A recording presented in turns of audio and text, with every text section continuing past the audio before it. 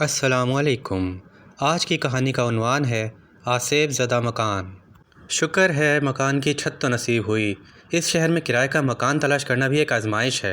اسلم میاں نے کرسی پر بیٹھتے ہوئے گہرا سانس لیا۔ وہ مکان کا سامان مختلف کمروں میں پہنچا کر تھک چکے تھے۔ ابھی بھی کچھ بند ڈبے اور گتے کے کارٹن ان کے ارد گرد بکھرے پڑے تھے اور کھولے جانے کے منتظر تھے۔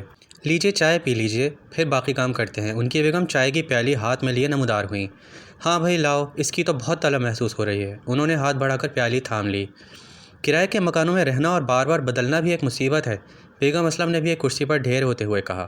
اب تم ذرا اپنے بچوں کو سمجھا دینا کہ یہاں انسان کے بچے بن کر رہیں، ورنہ کچھ ہی دنوں میں یہ مالک مکان بھی ہمیں ہاتھ پکڑ کر باہر نکال دے گا، اسلم میاں نے ذرا چڑھ کر کہا۔ اے لو، تو کیا پچھلے مکانوں سے ہم اپنے بچوں کی وجہ سے نکلے ہیں؟ ذرا یاد کیجیے، پہلے مکان میں تو پانی کی کمی کا مسئلہ تھا، مالک مکان ہر وقت پانی کے مسئلے پر جھک جھک کرتا تھا۔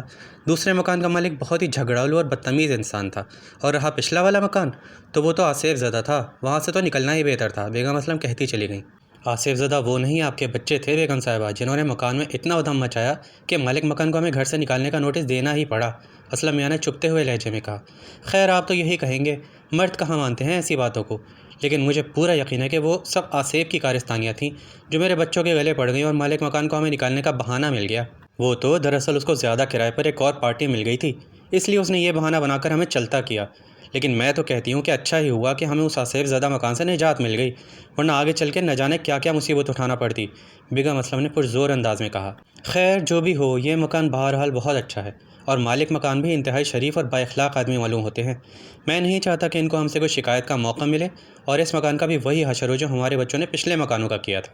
اسلم میاں نے اپنی بات اور چائے کی پیالی دونوں ایک ساتھ ختم کی اور کرسی سے اٹھ کھڑے ہوئے۔ ہاں، بیگم نے سر جھٹک کر کہا اور اپنی چائے کی طرف متوجہ ہو گئیں۔